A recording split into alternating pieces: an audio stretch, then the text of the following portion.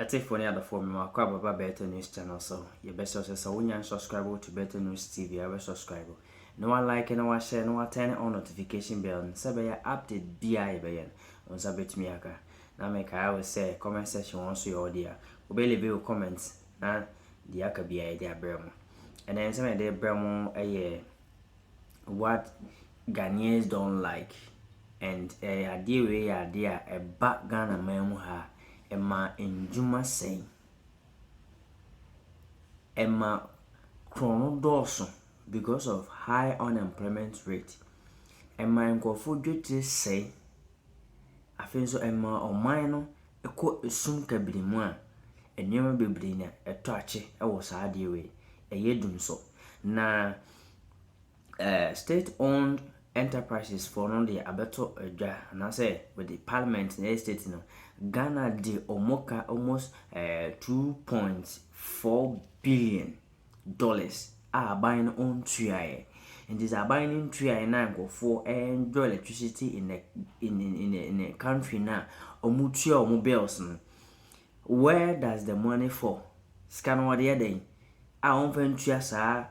state owned enterprises in aka one IPP or generate 70% power to Ghanaians. Oma threaten the people of Ghana and I say Ghana government say if say Oma ntua saa eka we a Oma shut down their plant and make catch on ne echina adechine say so Oma shut down Oma plant na we will be in a serious men's low shutdown. Low shadow. Very serious one. Ebema and my basa. Na amoko parliament no. Na money to abayin nim ti ready abayin. Enti we mu na yewura Kanema mpanyin John Dramani Mahama I pleaded with IPP for no. And I say state owned enterprises for so osre mo cut down more plant no cut down more plant na. Enye papa o my nto do chaupa ana masa state owned enterprises for na odin sem bi akunche gunkrata so anase akano simpie so akire omampanyin na ensem ne mu rem na ensem a woka nyina no mepese memfa hinta no beka me ho ne yakwakotie ensem a ex president John Dramani Mahama kache Akufo Addo ne na bai ne nea omonya a yenko dumsom omenkotie Sabre Abeto Monteng so say state-owned enterprises be our memo wong a Volta River Authority, Electricity Company of Ghana, Netco Kahun, Gridco Kahun, Tor, Bost, NFA Bui Power Authority, GNPC for Yina Ekahon, and Omangana Yediwanka Nasa Wonga Wabua, Ma Yenyanama Huanding, Matniama Konkang Edimayano, Yediwankai Kadodono, Akosum $2.4 billion. Fiti Openimabusumi Numu Ewa Afi 2021 Numu, and watch him say Yediwanka Bepim Sabre. Osuafo abediachira ono ena ohwe Ghana yen enyina mahwane ne nsem so owura William Oreku Edu ena odi nsemi etu Ghana mrahebegwafo anim wo bre a eye owura Edward Bawa a ono so oye mrahebegwani oribisa se eba ne den no man Ghana yedi ka se sanse sa IPPs anase won a wobo aye ma wobo ma yenya nyinam kanea yi woribonte ne nsi anhwe ya fitochena erikono enyinam kanea dum so na besanga babiom esanse man Ghana yedi wonka ida nam so osuafo abediachira HM so Mangana yedisa nyumeku nyinaka $2.4 billion. Total indebtedness of the state-owned enterprises, namely VRA, ECG, Netco, Gridco, Tor, Bost, Bui Power Authority, and GNPC, as at December 2021, per the validated debt matrix published by Deloitte in May 2023, is approximately $2.4 billion. The creditors are mainly stakeholders, IPPs, and fuel suppliers in the power supply value chain. William Oreku Edu Deputy Energy Minister ono na motene nkano enwechi enamdom kuma so wode sobo abo osuafo no no hwe Ghana yansi kasem so anaso man Ghana yan photo samfo kenoforiata ni na so eni nyina se kamia yese won a man Ghana yedi won ka no se betua won ka nyina pepepe no kamia se wore yim wo hwe eyi ni ma wo se oyi no beboa anase eyi na esusu se etua ne ka ebetumi abua eno na dom kuma no kyerem se saa kwan na eya soe no enam so no nyade se ebebua nti won sise won adwene se ne be ya enyena makania no ebeto akoso na gina ne nanso no manga na so enema tumi akonkan ede amayopani odi nsami tu nsantwerefo enim eye owura John Jinapo. Be aware that the independent power producers have been threatening to shut down all their plants following the inability of the off-taker, which is mainly ECG, to settle its debt obligation from power that has been produced. Indeed, the Mines and Energy Committee met the independent power producers over the weekend. The situation is indeed dire. We are on the brink, and if nothing is done, the independent power producers will shut all their plants, bearing in mind that these IPPs constitute about 70%, to be specific, 67% of thermal power produced in Ghana. When it comes to total power generated in Ghana, the IPPs alone constitute about half of the total power produced in Ghana. So a shutdown of their plants would mean that this country would experience massive load shedding, massive blackouts, massive doomsday that has not been experienced before. John Jinapo and Amutenino. Abusia was Sansam Korea Hona Penny or him Frank Adiama NDC Amanyukuni Rajon Dramani Mahama Eden Sato Sayam Dia Sedia Ako Ediama Independent Power Producers Iso Madama Sajune Energy Sia Woma Fan se efiti nyame adma watchna July boss me de kan ede kro womo babeto womo plants ahodo no nyina ebuna chese Ghana for ye nyankane adidi ye dwuma ahodo ye nyankane amfani esan sa ekanenti we de Madama enka womo ensesa womo ginesi e wo sa kwan no eso ena June boss me de toso aduasen ya e wo the Facebook page and all the side is the na mo wo de eto e independent power producers wo manim wo chese sa wo hwe nsunsanso ya ebeba o my Ghana so enye Ghana temamufo no nkwanso na emom ye economy ene de ka ho so na chese nsunsanso no enye papa etu obesrada esemperifo wo mo fa Ghana nkwa adwendwene mo esemprempren ya ba bia o my ni gina na ye nyina yie wo hwe sikasem na fe ya na eja eniema ekeka no kakra esan IMF fo adama kakra wo mo de abre ye de so ya sinimim eno ana je de twetwe ho kakrakra enti se ekobas wo mo nso so shate da wo mo plant no a wo mo enim se eja wo mo ma ya nyina mo nkane am de adwuma hodo wo mo so ekoko hu tue sa na wo mo edum no a na se edin sunsanso kese pa na beba wo hwe Ghana fo ye nnwuma wo mo de nkane na di dwuma ene afoforo ye ka ho a ho kire ya wonom ebekomu a na se be ha adwene papa eno nti wakwa ye Ghana ni no adwene Ghana fo ho no eno nti na emane ode sa de sede eko ede ama wo mo se we de so wo mo ye hu bibi ne be ye a enka ene yi ankosi sa de be che no wo mo dama wo mo enwene ho se de be ya wo mo de Ghana fo nyina be ko mo adwendwene mo na abo papa esansa wo hwe kane ye di dwuma e wo my Ghana mu a ye be ka se wo mo ema ye mu be so ha mu enchemsi yesi ye chemu miensa wo ma ye be se emu mienu ene echi na che se Ghana ye dan wo mo pa e wo enyina mahode ene ho nsemu enti se ene yi ano eginasie no ansesa na ye ntua na mo che sa na akọ ha dwene ye Rajon Dramani Mahama sanso de ato aban anim se na dama animu ya na we nya afi no obetena se na obabe ye na bia no Canada ho ye wasabo tuama wo mu na muntua ye enti we de aban ne nhwe na enkasa kiro senso nkasa ho senso kwan bia wono be fa so ne IPPs fo ya kasa ama wo makoma to mo yem na wo magina sie no wo masesa na animu ya na aban ne nhwe ene wo mo enkasa ne nyina mu no wasre se Chamber of Independent Power Producers wo madama wo mo enwene Ghana fo ho na wo magina sie no wo mo sesa ne se de be beboa ama o men economy ye de sunsanso be ba so ne Ghana fo ina system no ma we betumi etwam Yantua kasiabo no so na yanko insem foforo emu Ghana Bar Association ena won atutu bi ede amena eya dom kuma ba no dane wo Ghana mra shebegwefi Dr. Kesel atuforcing wo chirem se senia oka ni sembi editia anase efa kan Ghana yantemu afo pening justice kwesi eninge bu ahono wo chirem se won ani enye hu ye kra President Edima Ghana Bar Association eya ura yaw echiampong buafo ena wo chirem se senia Dr. Kesela to force kika ni sembi no wangani anye hu kra ode nsemi to gwa wonne de yara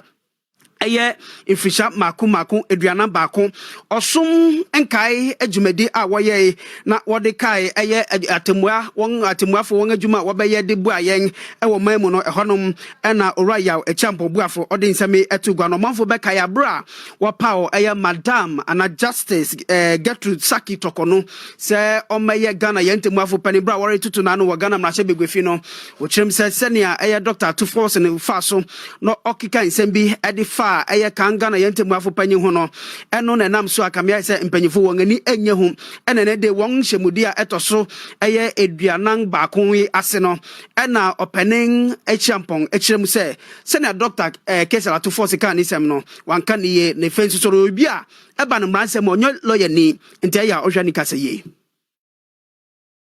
The courts and judges give decisions on what the law is and not based on how a party or even some section of the people like it to be.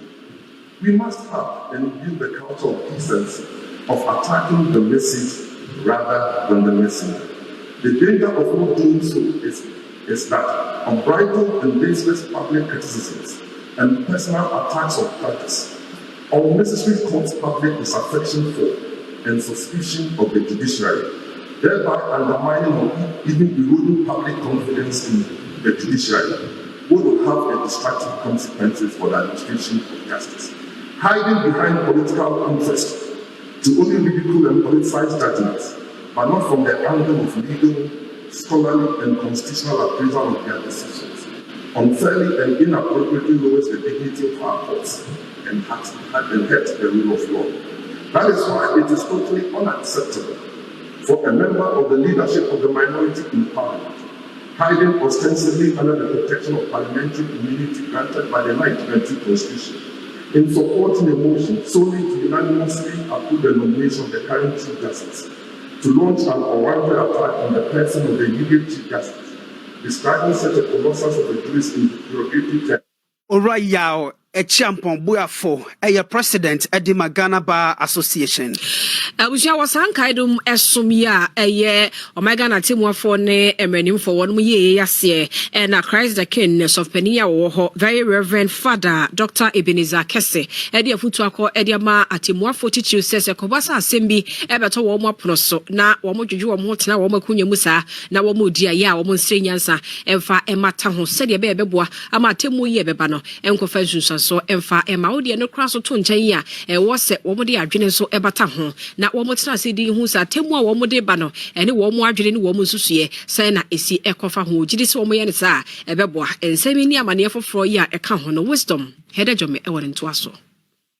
41 years ago and a judge for miensa ya yekun omo e wo Ghana 1982 and then now year one anniversary service amawo na we na e de a lawyer for a judge for atimbua for bebre na ebebe kansa e wo the Holy Spirit Cathedral here wo adabraka ha impin 40 say Nana Akufo Addo president of the land Chief Justice Gertrude Tokono Godfred Yebo Adame na embra Ghana Bar Association president edina no disem etudwa no woche say senior atentene ne anase atimbu ekoso memu no mpempi no dodo na esori a na wo kan sema enimu efa ajagefo. Ours is an adversarial of the federal system of identification.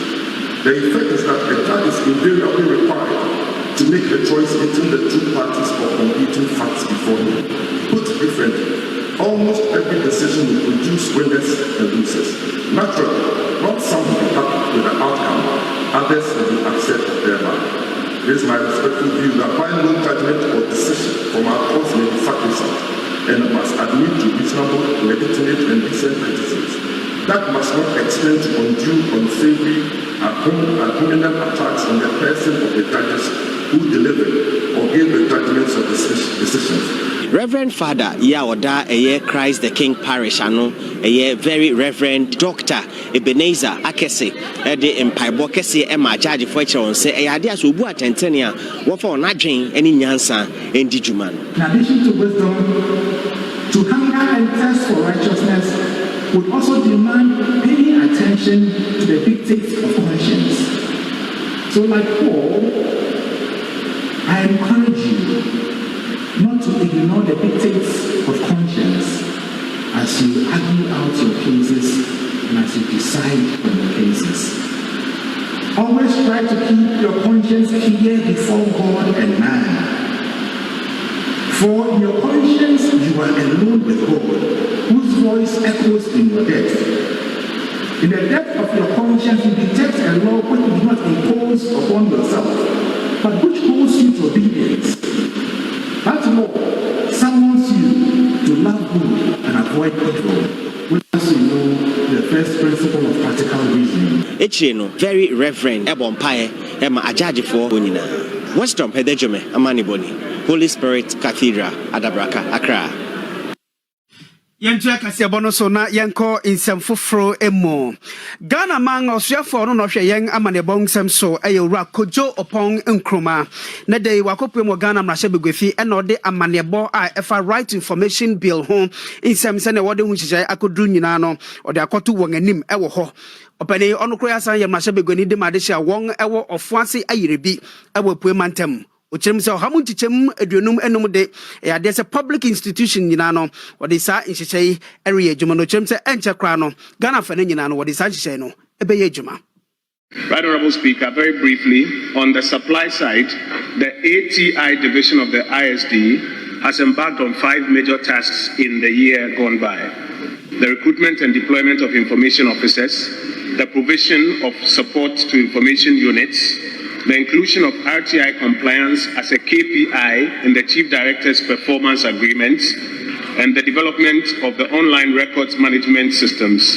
in addition to the engagement of stakeholders. Mr. Speaker, in terms of the work that the regulator has done, the RTI Commission has done in the year gone by, the regulator has secured the prosecutorial mandate from the Attorney General of the Republic, has also conducted compliance surveys, determined review applications that have come before it, secured additional logistics for its operations, promoted the Right to Information Act and its infrastructure, and issued guidelines for the compilation and publication of information units.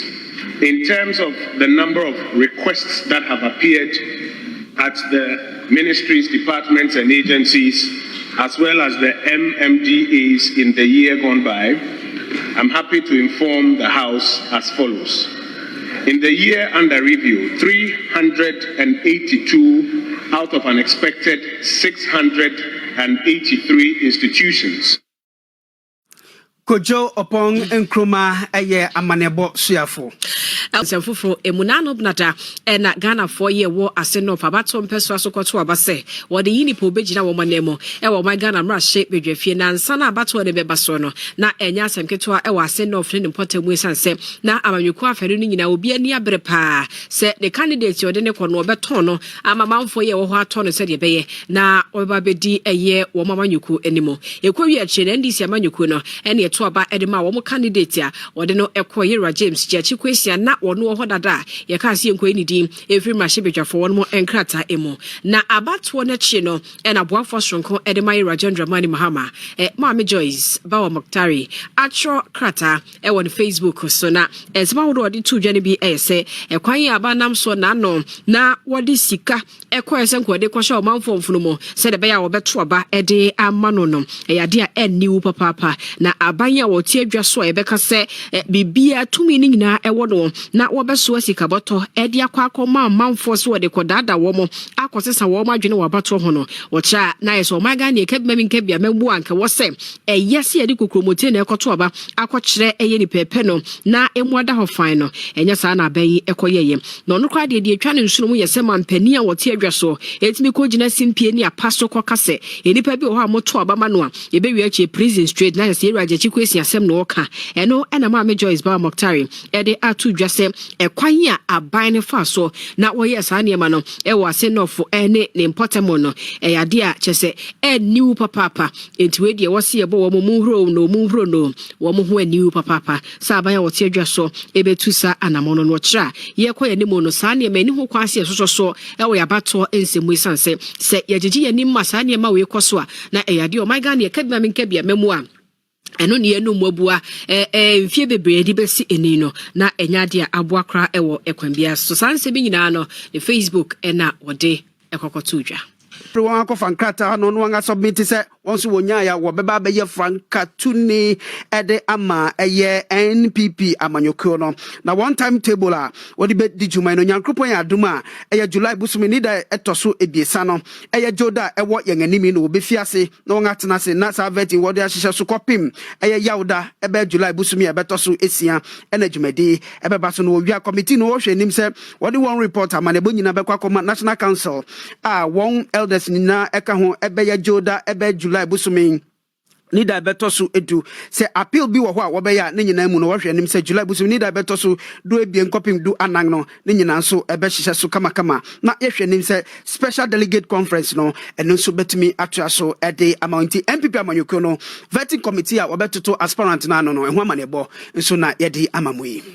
Nipa do na akofan. Oh yes, nipa makumako 10. Ebeka bibia besinko na nipa makumako do song. Na Johnson isi dun ketia. Ebeka isi sabi akromfo du song. Obeka isa abre no. Sisi wo mohwe aso. Onga edu. Oma edu. Makumako 10. Makumako 10. Mo nyina kondo. So mo him franka. MPP. Na MPP we flag bearer onya izo pumps. NPP. Wow. And I know I seen of one. Ba ku bi bedi na mo. Me say na tuntum kra waga nya ni omo nim po omo de ne ye dey waga available everade ye ni abre ho na be campaign yakoye ni po ye koya ni mo kase bo no emo Professor Ken Atefa wono ene ye executive secretary e wo National Identification Authority NIA e ho na wo mo ye Ghana card de ama Ghana fo a Electoral Commission se tie bia no wo de enkrate akoto mrahye bedwam ne de Ghana card no akwakoto aba no wo mo na ye sa adwuma no na papa yi wo se wono de emfa ho ne atenia Ghana fo bedi no ene so pa wo mo be so pa no e de nsem a wono be ka e de afa no ho wono de hu bia ne ho ye ne hu adwuma no wo bo no wo gine hu di pass wo bo adwuma de aboa se de be ya Ghana fo wo mo nsa be ka Ghana card ne bi na aboa nso so e wo sa kwan ne so enti enya de a wo betena ho no mo yenhwe han ama enipa bi ne mo nsem a wono mo keka ene ne ma hodo bi a wono mo eye no eyi na adwene e de free sa na mo a wo tuo ne so ene Firêḓ ene woni nsentwefo ekasa ye wode sanse mu nyina etodwa wo se ateni edi onim se wo ho na se yesi obi aye bibi yenkeka ho nsem yen criticizing ne ade no wonim se da bia da ade eche bia no manfo atwe wo ma no se straw edi sinipa ho a o ka nipa ho asem kaka ne ade na enso no sa ne ma ne ya nam na so achi enye ho kra no wo hwe esanse wonim se adwuma kese ne ade ahye ne nsa ene so wo be hwa aboa de nsesa abaga na fo wo mo adwuma mu ewo NIA ene de ka ho enti atene ne de wo ho mo a mo de mo wada je se o manfo na mo befa wo masi wa so pa wo madi wo matam no mo nkoso no no de nyade a ho kra no hwe na wono broni beka se oye proud pa se nkrofo so wo nyanya Ghana card bie ebi so wo makotua 250 still card ne maye ebi so wo matwere wo di mfie mienu ya wo nsanka card do ene ade nyina no se odie sie bie ne hono mu a wo regret ye de bi wono ye proud papa ewo adwuma waye fiti bra ya appoint ne se wo mra NIA se kaso wo mo ne nsema ne ho a ene se de obesi abo nsem hia no enya asem ketwa kra na so oguso aya wo hwe nanim ten kwan no so anu nam no wo koten wo ma obia mfa ne distraction eme twene mfiri kwan no so enkosi kwan foforo so nti Ghana fo ya yi papa ida bia mo de nasi ho a mo twa na dapa no wo se mo dapa no eye entatia ba singlet kra wona ni so enya hwe emfama no Ghana funya Ghana card no eni no adwuma no se ho abo obo oguso a wo bo achievement no so ho adanse wo ho transformative changes or there be adwuma ni nya asem kitwa enti mu amwo akira amodi na tam die it is unto you Power 97.9 FTV XYZ so ne yentu akase bono so na yenko yenganim ohini popro a owo jira nananoma tankonwa awulai agama 2 ejang out of bien and I watch him say galamse jumedi and am potem on suto a de biarada edin to yire ebra won e won potem ho watch him say one mu tie ye kra say nipa bi ebetu galamse anase fem agudi to a enam ni mra kwan so no watch him say watch ye amanfo mpo beka ya fi we ni fiase won akasa ebeka say won a won mu ye galamse ni bi wo hono no won hwe ye san say won sa eso won mu aya de say wo behwe say mra no ene won bedi nso won aba ball sa kokoi bepim sa bre nya de se galamsey fo yi wongetie abang so kamia se nya de se oriye bibi afa ho nti e de ohaw papa na abra nti community sa e woni potemo no o chem se galamsey dwumadi na nam so nti a nsu kakra bi eto a na ya na e de ohaw ere ebra won onam so no de adesrede akwa ma bankro ya se omomoden no ntu hu na mon infama won se na beye ni manfo a wo mo potemo bra nsu tobre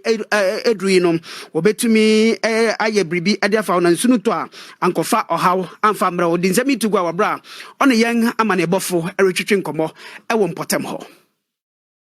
sebe asisi wo amayaman bebre so no anan krokro bebre so no nye dwura nko a ukonzema uko beyin si ensu afa no uko bebre ensu afa no nemom meka se sa galamsey illegal mining no eka papa omo betutu amna womo nkata so ayeyi ema nsuo no enya ne ekwan no eka ho ena masa Êmệrgêncy afa yen durafo ne nzimama sisi ano me kache me amanfo womo ayeja womo mo beye galamsey a womo mfi omanim aye ka ho asem a ebinu asabi afam ayama omo sempoa womo na omo ka nzamfo efa ho no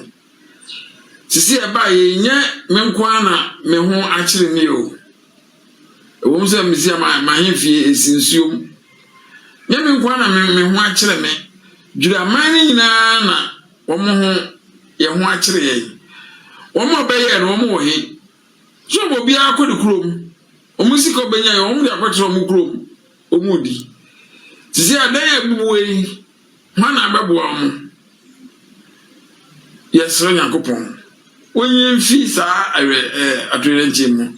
ye behwe se ye free mu a ye behwe mmema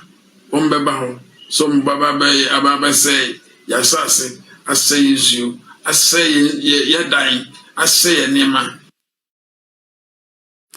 eyi ye awulai angama tu ejang a otoso ebien oyo hene popro ewo dwura nana matankonwa nene na busafo motien abusia ye ko ensem no efofro emo na sofpani ya woda faith community asori a eno ye Presbyterian Church of Ghana Reverend Francis Aki eno wode to memma ye wo omayimo ene emiamia hodo anim so madama sabe ma pa ebeto ne pa